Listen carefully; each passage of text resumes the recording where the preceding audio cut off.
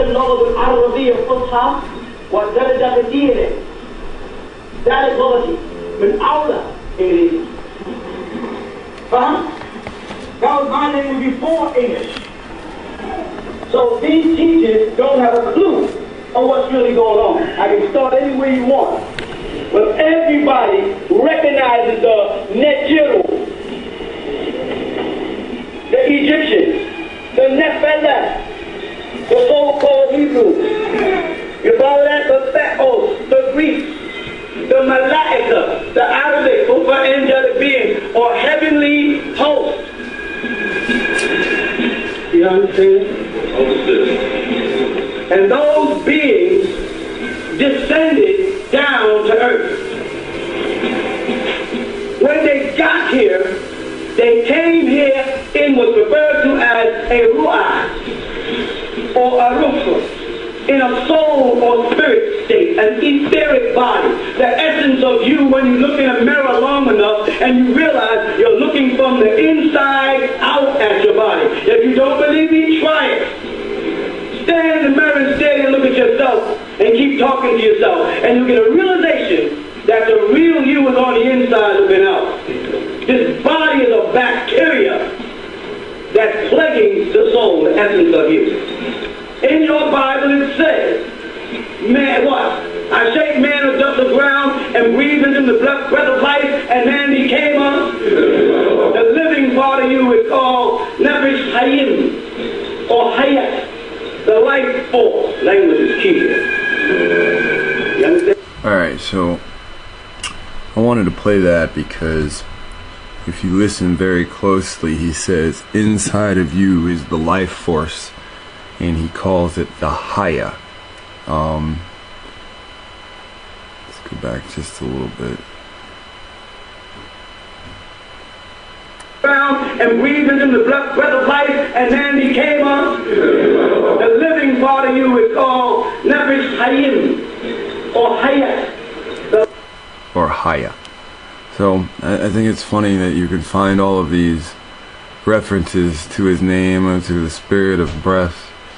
You know, where you find it is just where you find it, right? So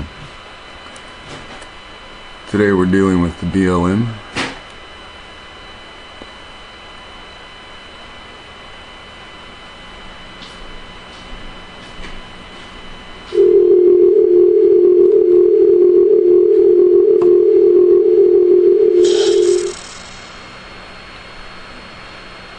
Alex, we're here with Ammon Bundy, and he's the son of Cliven Bundy, and he was just telling us before the break that they were concerned about that was just 2014. They saw because they had seen a lot of cows that were obviously had been separated from their calves. This is calving season.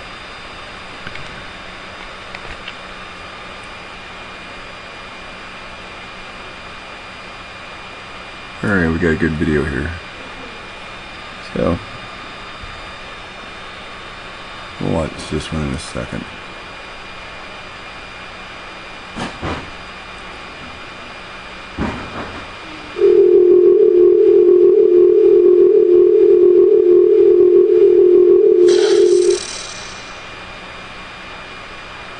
Alex, we're here with Ammon Bundy, and he's the... I was just gonna keep freezing there.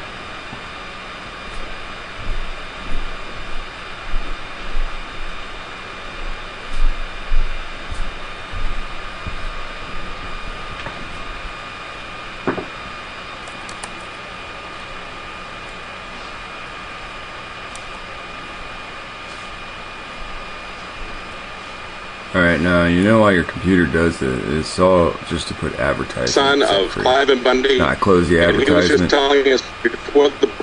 And it continues. I've already paused it. Now it catches up to the pause. Break.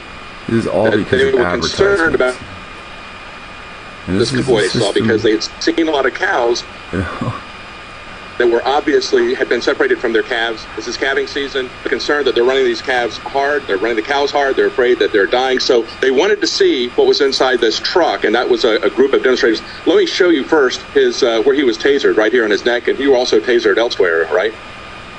I was tasered on my arm, and then they hit my chest and my stomach. And you tore it out? Yeah, either I tore it out or some other people that were with me tore them out. As they were shooting them, they tear them out. Well, tell us what led up to this, and we want to talk about, because this is a real key thing. This is the key point about this is about their water rights, and that was what this ultimately turned out to be about. But tell us about the incident leading up to that. All right, so they were coming down. There was 14 units. They were protecting this backhoe and this dump truck. And we stopped the convoy in the intent to see what was in the back of that dump truck. And they immediately came out armed, and 13 units with 2 men and dogs each, at least 2 men and dogs, fully armed, came out and began to resist us from being able to see what was in the back of that truck. And it got quite heated. It was, pretty much just verbal for a while. And then one of the Rangers came up behind a 59-year-old woman and body slammed her. And after that, it literally exploded into, escalated tremendously. Slammed her into the ground. Yeah, from behind. You watch the video. It's from behind. Yeah. And then there was a continued confrontation forward, and then they started to tase me. They hit me, and I ripped the first ones off, or actually, it was a combination. There were several people who ripped them off, and then they tased me again, and we ripped them off again. Then they tased me again, and we ripped them off again. And anyway, it got to the point where we pretty much were backing them down. They were trying to stick their dogs on us, and we were... About how many people did you have? We had about 50 people. And there was about probably around 30 of them. Well, armed? Yeah, fully armed. And basically kept pressing that they needed to get in their truck, they needed to get out of here. And we were able to push them far enough that we did get a look in the back of the truck, and finally pushed them out of there and made them leave. What did you learn when you looked in the truck? Well, we thought that possibly going to be a rendering truck. They're going to have animals in there, but we did not find that. What we found was that they're destroying all the water pipes and all the water tanks that are throughout this land that have been here over 100 years. Destroying the infrastructure. Right. Sorry, Alex? They're destroying the infrastructure just like Stalin did in Poland and Ukraine. This is classic war against our infrastructure. NAFTA, GATT, all of it is to shut us down. It was reported yesterday by the LA Times, ranchers are shutting down nationwide. Beef prices are the highest ever recorded. Almost all the ranchers I know have been shut down, even though beef prices are the highest ever because of Big Agra having a bottleneck on the production of the meat packing. And so I want people to understand, this is the shutdown of America. This is Cloward and Piven to bankrupt us we're seeing right now. If you want welfare, you want to come here and have your babies for free, taxpayers will pay for it. If you want to come here and vote to take our guns, you can come into the country. But if you've got the land and the water tanks and the water pipes for 100 years, where the windmills, where this gentleman's great-great-granddaddy set it up, you're not allowed to do that. It will be destroyed by the criminals. Go ahead. Back to David Knight. I want Ammon to talk a little bit about those water rights, because those water rights... Yes, I wanted Ammon to talk a little bit about those water rights, because those water rights are very much like your property rights. You register your property rights at the county, state level. It's not at the federal level. And they can come in, if we're going to allow this to happen to these ranchers, they're going to do that to us individually. Talk a little bit about the water rights and what they try to do there, because they are destroying infrastructure, not only for you, but for the wildlife that's out here, right? That's correct. So those water rights were either purchased or inherited from, and originally came from homesteading, okay? And they're throughout this land here, and we have done improvements over the last 100... That homesteading deals with the Homestead Act, when you, being dark-skinned, could not get your 40 acres and a mule. Caucasians were being handed land, given away. And it took them some time to go out and take these water tanks out. 150 years ago. Years, and pipe those lines down all through this country with tanks and pipes, and the wildlife and the cattle have used that water for 100 plus years. They're tearing those out now. The reason they're doing that is because that is the one thing that ties those rights to this land. See, the grazing rights are also tied to the water. Mm-hmm. Okay, so if they have any, if we have any legal right besides just state taking over its sovereignty, which obviously we want to happen, but it's tied to those waters, and they know that, and that's why when they're tearing these out and they're coming down, that's why one dump truck and a backhoe has 13 armed vehicles on it, because they did not want us to see what was in the back of that, because they are destroying those waters. Now they know where the critical points are to take our rights, to take our property. Absolutely, it must be. Why in the world would they have 13 armed vehicles, over 30 men with military rifles and dogs to protect one backhoe and a dump truck? Ask yourselves, what are you doing in this time of great challenge? What are you doing to unlock minds? Alright, there we go. Infowars.com. And we have lots of BLM stuff. So, many people have sent this in. You know, I've saw it since the first person that sent it. This is back in February 22nd. What? Well, the BLM has been caught destroying archaeological sites and artifacts, going against everything that it was meant to do to begin with. Now, the BLM keeps getting brought up here time and time again, but right now they're in violation of their own federal laws and regulations. And this is going down in Utah, and Utah has some history here, a unique history in regards to their state, how they've been fighting against different agencies, how much government land is owned there. And the ranchers have sued the BLM. The BLM has conducted raids across Utah. There's been federal lawsuits in the state of Utah over all this.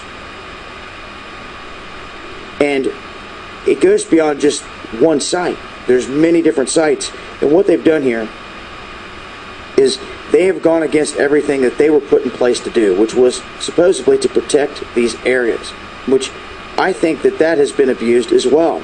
Labeling all these areas national parks. I can understand protecting areas. Now, see, this is critical, because labeling these areas means that you can't claim the land and you can't go on some of these spots. Now, some of them are national parks, and some of them are restricted government area.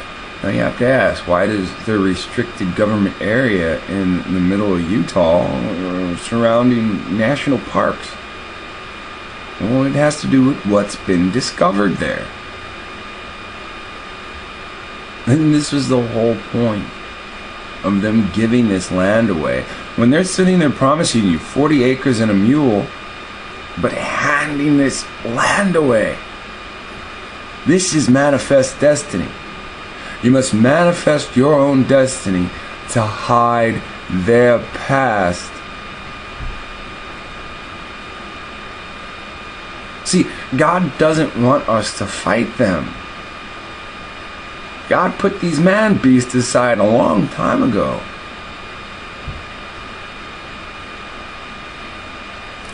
But it's more than that. It seems to just be staking a claim on it.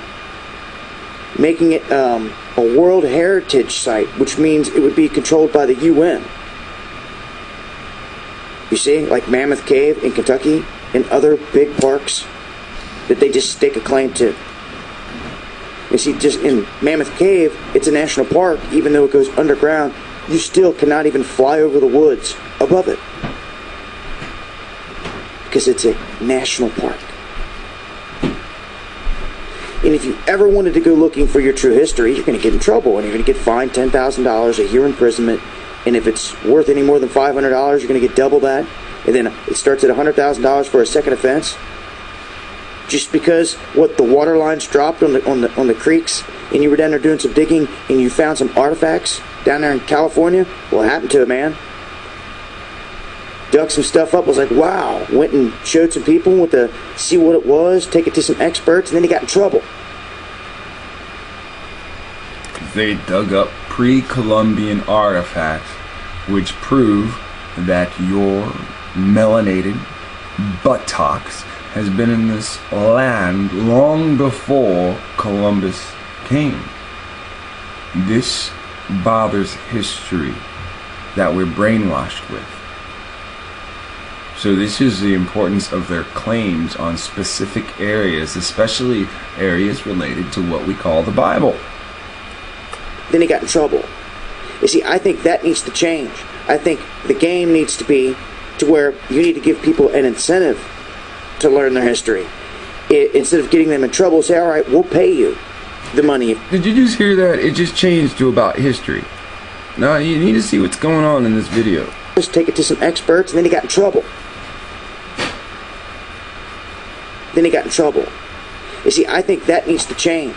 I think the game needs to be to where you need to give people an incentive to learn their history. Instead of getting them in trouble, say, all right, we'll pay you the money if you find something. Okay, this will give more people, this will prompt more people to come to you anyway with the artifact to get the money. I mean, if they're going to find it and keep it, then they're going to keep it. There's not much you can do to stop that anyhow. But the point here is the BLM is supposed to be protecting these lands, and what they've done is they've gone through, they've completely demolished roads or earth to lay down roads. Fresh roads with pavement. They're building campsites and campgrounds, and what they're doing is they're not excavating these areas. They're just digging the stuff up, plowing it off to the side. You have no clue what they've just bulldozed whatsoever. No regards to it, and they've done... Well, that's the key. They do know what they're doing, and they don't have any regards to it. Because to pay regards to it means to say that there were people here in the Americas with a strong civilization, so strong we all run around with our own individual book of whom they are. This to multiple sites. Now, if you or anyone else out there would have been caught doing this, you'd be in a world of trouble. And they know darn well they didn't excavate this whole place because it takes time. And see, that's another thing. All these scientists, the Smithsonian, all your law, who's going to spend the time to get out here and excavate all these sites across the country? Oh, I'll tell you who. His name is John Wesley Powell. And he has quotes like, "You cannot see the Grand Canyon in one view, as if there were a changeless spectacle from which a curtain might be lifted. But to see it, you have to toil from month to month through its labyrinths." He also states, "We have unknown distance yet to run, an unknown river to explore. What falls there are, we know not. What rocks beset the channel, we know not. What walls right over the river, we know not. Ah, well, we may conjecture many things, but we're not going to know until we go out there and dig, dig, dig."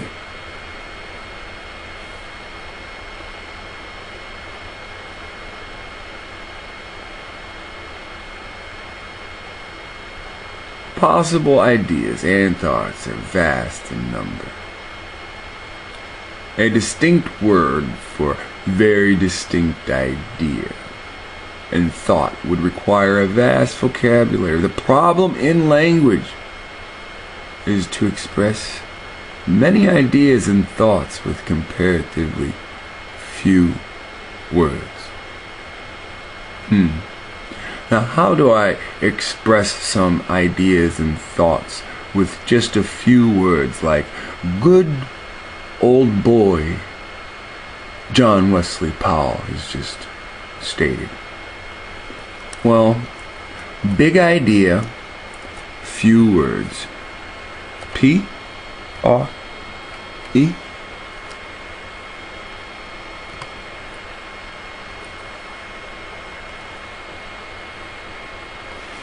pre-Columbian. And it's best with just a few words we get people talking.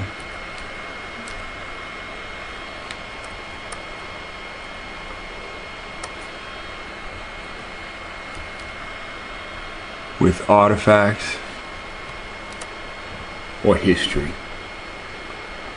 Pre-Columbian artifacts or pre-Columbian history.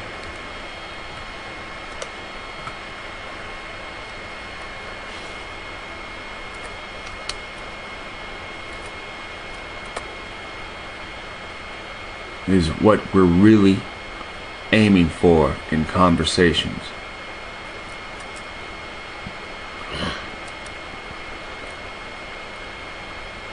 Express many ideas and thoughts with comparatively few words. Let's take some advice from John Wesley Powell.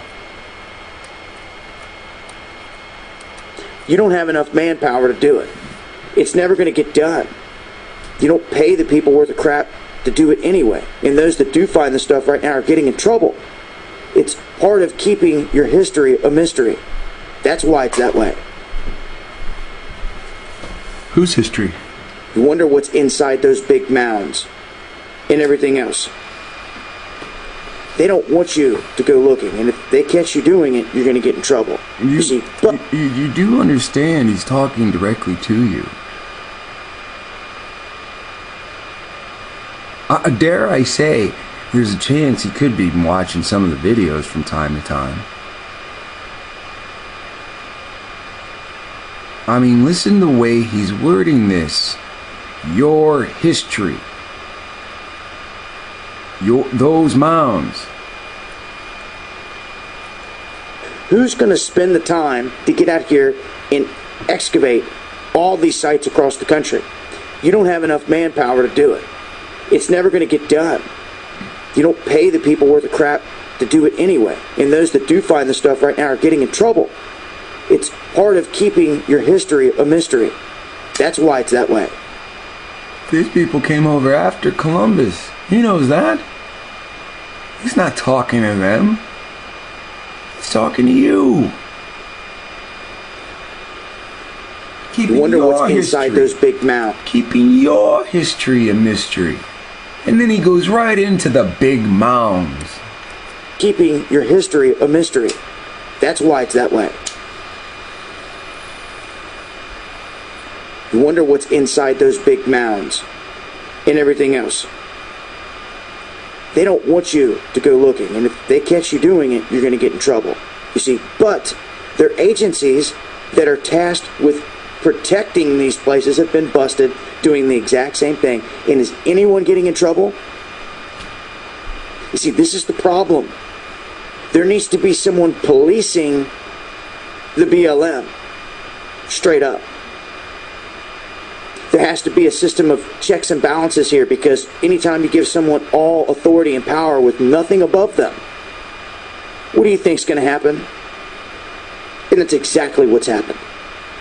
And going to continue to happen till the people come forth with a group and find a way to check this with oversight. The power is within the states, and that's what Utah has been doing for some time, is waging this battle. And they've been waiting for other states to join them. They are on the cusp of doing something monumental. I've talked about it here recently, but they were wanting other states to come together with them in making that move. In this battle, it was going to cost them millions, and that was the biggest thing. But as we talked about, what was the $13 million price tag to change the game forever? This was them making a move to take back all the land here in Utah, to take it away from the federal government, because they said that they could make the money. There's enough minerals and resources there to turn a profit. And basically that's all the BLM and the federal government's in here doing. We talked about the uranium and everything else when it comes to Oregon. It's all over the place out here. And it's obvious because that's where they've set up shop with all their alphabet gangs. And, you know, what's sad is, you know, history remains a mystery at this point. They'll wisp everything off to the Smithsonian. You'll never see it again or hear about it. And like I said, if you're out there trying to find the answers, they're going to try and smoke you. But the BLM can hop on their bulldozers and say, oh, we're going to clear a road all the way down this ridge. Okay, we got to have it done by tomorrow afternoon. Okay, plow it all out. There goes history. No one gets in trouble. Nothing's said. There needs to be, in order, checks and balances, some oversight on these people to hold them responsible for their actions. Anyhow, just letting you know they're committing these atrocities. I'll leave a link. It's been Dabu 7. Eyes open. Well, we start going into discussions about going to Utah, and they start building roads. You gotta say, I mean, you gotta admit, it is kind of intriguing how the minute we start talking about Moses' body out there, the minute they start pushing on construction and mineral sales, I mean, come on, you know what's going on. I mean, you know? Alright, so this is from tonight. This is a couple hours ago. Another land grab dispute. Utah battles feds over control of Bears Ears land. Alright. Believe it or not, we have yet another battle being waged here between the federal government and the states in regards to land. And you're talking, once again, the federal government wanting to snatch up land under the guise of calling it a national park. Now, there's a lot of pristine and very beautiful countryside in Utah. I've driven through it one time, and I've got to say, out of all the places I've been in the United States, Utah stuck out more than any other place I've ever driven through because of the vast canyons and just beautiful landscape across it. Now, they have taken several places, and they don't allow you to do much of anything except for what they say when it comes to these parks. Walk now, through. This changes things, because if there's a lot of land, and say ranchers have been grazing on these lands for a long time, as soon as they say it's a national park, this shuts them all down. This kills them. And not a word's ever said about it. But the people in the state of Utah know this all too well. And they, for one, have been putting up a huge battle. I talked about this here recently as well. They're fighting the federal government, and it's going to cost them like $14 million to have this case taken on seriously. And that was the question. Did they have the $14 million to do this? Because they're so strapped. But they say essentially, if they take back all this land, that it will pay for itself. All the minerals, uranium, gold, I mean, you name it, that's in the land here. That's the whole reason they say the federal government wanted it to begin with.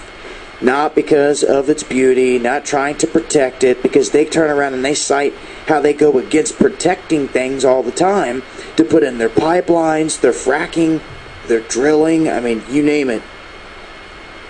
They're making moves left and right to grab up the land. And Utah has said, we're going to be done with it. We want to fight them, and they're wanting other states to come along with them in this battle.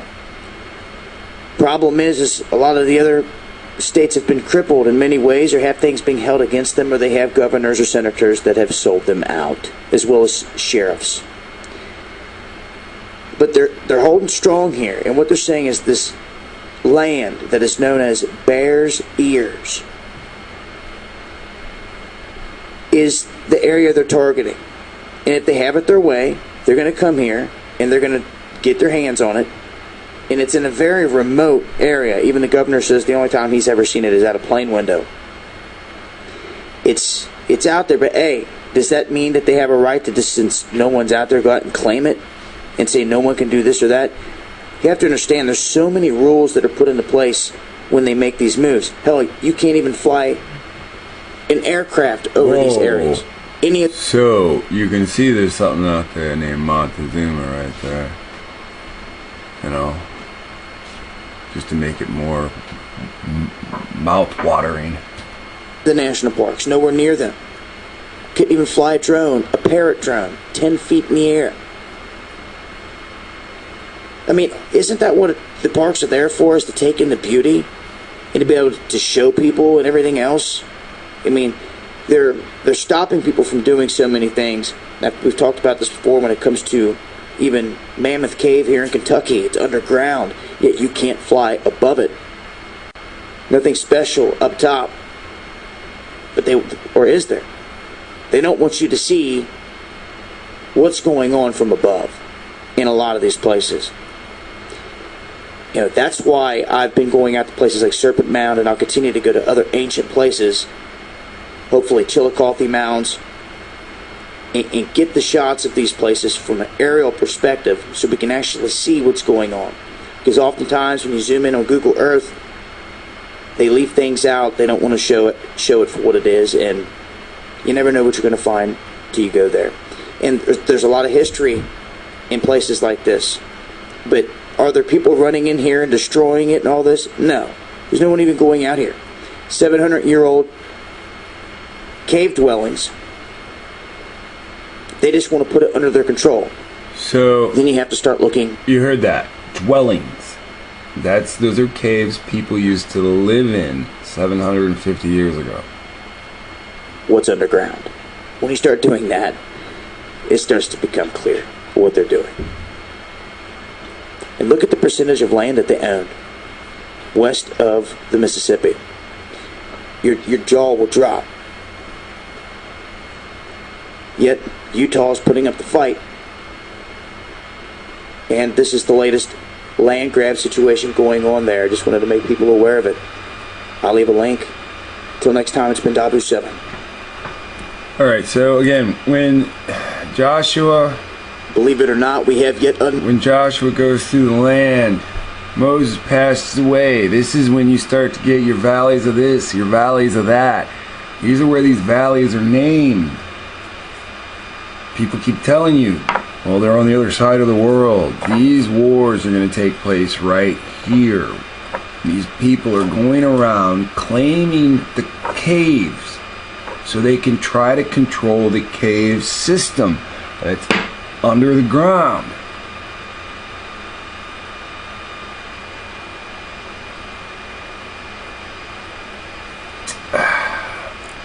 I'm not going to go into it. They're natural dwellings. Your ancestors dwelled in them.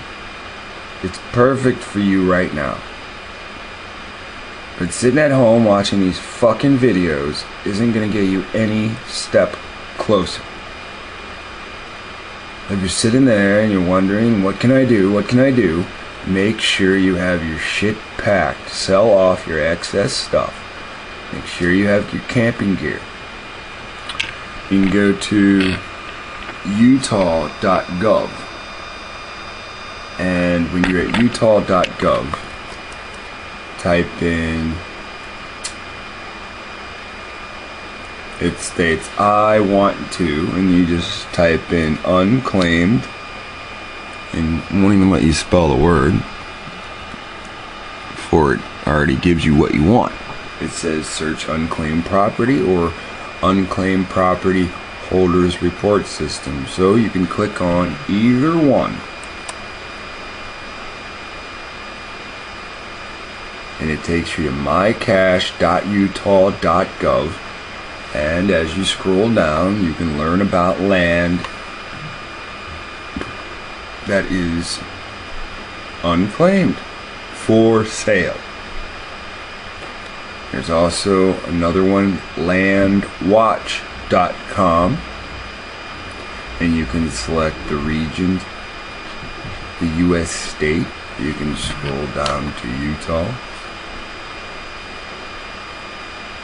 and pick the city and county.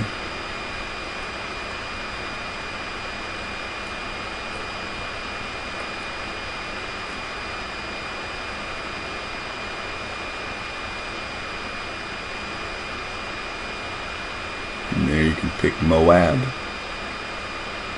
There's all sorts of actions you can do, but it's more important right now that you have your gear.